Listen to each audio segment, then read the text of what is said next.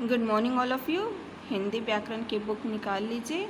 हिंदी व्याकरण की बुक में पार्ट 4 खोल लीजिए।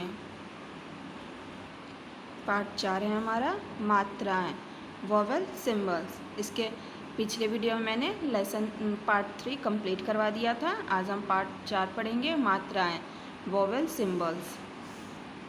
चलिए हम पढ़ रहे हैं, आप भी इसे पढ़िएगा। जब हम स्वरों को व्यंजनों के साथ मिलाते हैं तो उनका स्वरूप बदल जाता है। स्वरों के इस बदले हुए रूप को ही मात्रा कहते हैं। मात्रा किसे कहते हैं? जब स्वरों को व्यंजन के साथ, हम जो स्वर होते हैं, स्वर कितने होते हैं अभी हमने पिछले चैप्टर में पढ़ा है। स्वर 11 होते हैं, व्यंजन कितने होते हैं? 33। तो जब हम स्वरों को व्यंजन के साथ, जब हम व्यंजन क से लेकर अह तक जो हमारे व्यंजन होता है उसके साथ जो स्वर हम मिलाते हैं तो उसका जो स्वरूप होता है वो क्या होता है? बदल जाता है। जैसे हम बल लिख रहे हैं, बल व्यंजन है ब, जब ब पे आ की मात्रा लग गया बाल हो जाएगा तो उसका स्वरूप बदल जाएगा, बल से बाल बन जाएगा। तो उसी रूप, बदले हुए रूप को ही हम क्या कहते हैं? मात्रा कहते हैं। जैसे यहाँ देखिए, स्वरों की मात्राएं, कुछ स्वरों की मात्रा दी है। सो कितने स्वर है हमारे? 11 स्वरों की मात्राएं दी हैं। स्वर, मात्रा, व्यंजन, मात्रा के साथ शब्द। अ की कोई मात्रा नहीं होती। क के नीचे हलवंत ये लगा है, प्लस अ बराबर क से बना कमल।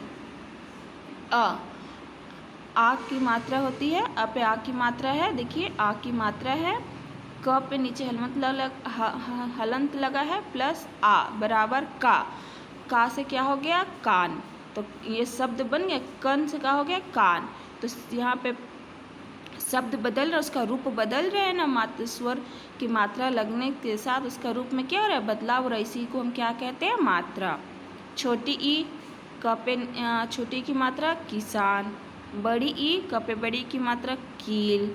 छोटा ऊ, क पे छोटा ऊ की मात्रा कुत्ता। बड़ा ऊ, क पे नीचे देखिए इसे हलंत कहते हैं। नीचे ये जो र की तरह मात्रा लगा इसे हम हलंत कहते हैं। प्लस बड़ा ऊ बराबर कू, कूड़ा। री, क पे नीचे हलंत रहा, क्री यानी कृष्णा। ए, क पे के, केला।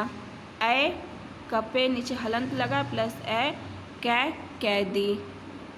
ओ, क पे ओ की मात्रा को, कोयल।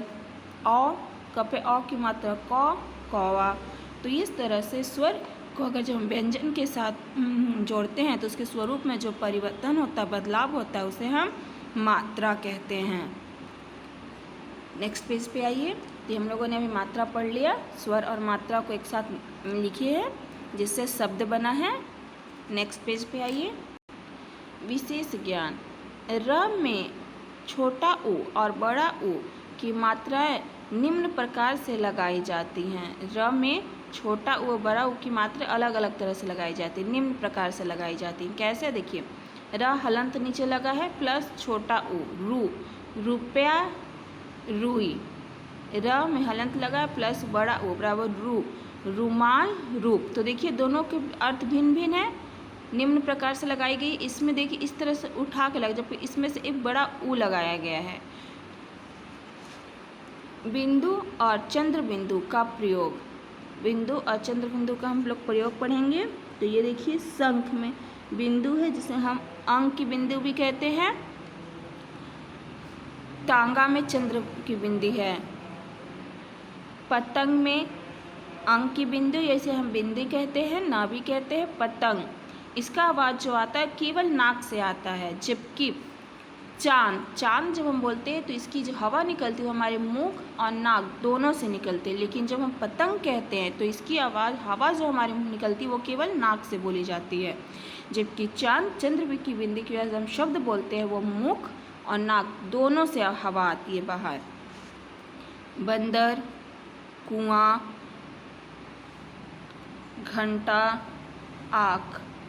तो ये हमारा अभ्यास था, पार्ट 4 था, जो मैंने आपको पढ़ा दिया। मात्राएं, वोवेल सिंबल्स, इस तरह से आप इसे अब घर पे पढ़िएगा। अब हम नेक्स्ट क्लास में मिलेंगे, इसके अब नेक्स्ट वीडियो में मिलेंगे इसके अब अभ्यास कार्य के साथ। बाय बच्चों।